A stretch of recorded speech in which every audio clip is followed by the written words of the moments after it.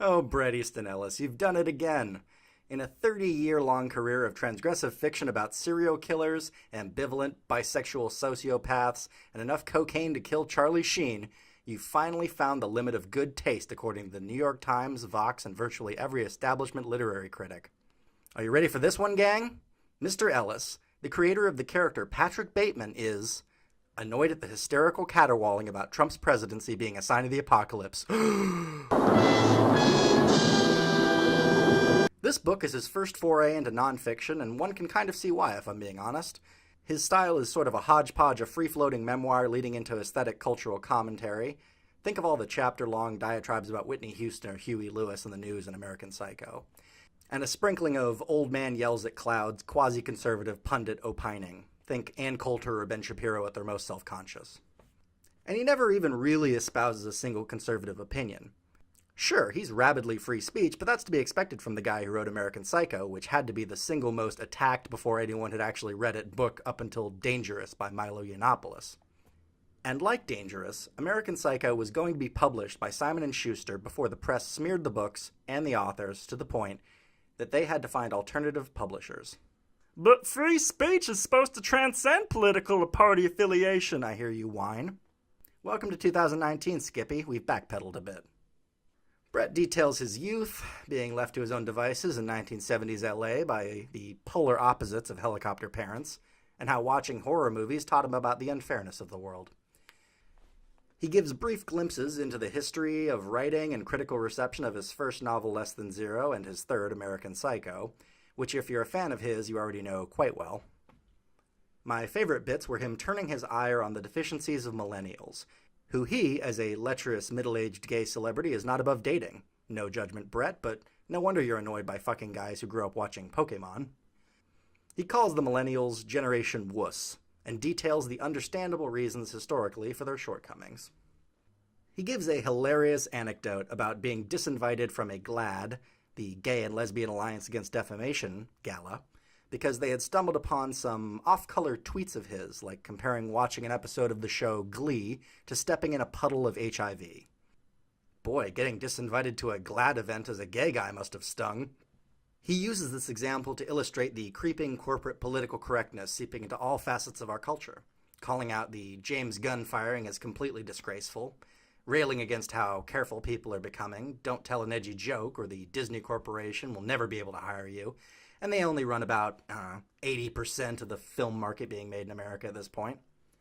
His broader point is that what we're going to be left with if we don't right this ship is bland, neutered crap, like 2.5 Men after Charlie Sheen was fired. And Trump. Is that Ivana Trump? Jeez, Patrick. Marcus, what are you thinking? Well, despite Bret stating that he didn't vote for and doesn't support Donald Trump, he details several examples of having to talk his liberal friends off the ledge, almost literally. The most infantile, overwrought temper tantrums at the slightest neutral attempt on Bret's part to place anything Trump said or did in a historical context. Celebrities and Bret's own boyfriend spiraling into overeating, undereating, and drug addiction out of insurmountable, impotent rage at the Orange Man. I believe more because of this lack of extreme Trump bashing by Ellis. Vox wrote a scathing book review of White, which, just look at the title alone, I think you could have called that one. The Vox article reads, "Those who react with outrage to Trump, and for instance, the children who are being kept in cages as a result of Trump's administration family separation policy, need to take a deep breath and listen to Ellis. You need to be sedated. You need to see a shrink. You need to stop letting the bad man help you in the process of victimizing your whole life," he advises. Which is 100% the opposite of what Bret Easton Ellis actually says on page 154. Whenever I heard people losing their shit about Trump, my first reaction was always, you need to be sedated. You need to see a shrink. You need to stop letting the bad man help you in the process of victimizing your whole life. Why would they do that to themselves?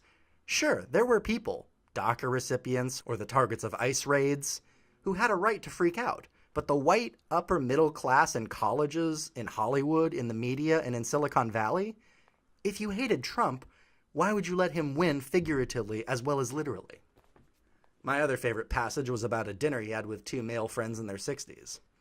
After both men opined that Trump actually hadn't won the election, I mentioned the Electoral College, and they immediately shot back that the Electoral College shouldn't count either. One of them said the Electoral College was bullshit, and that Los Angeles and New York should determine who the fucking president is.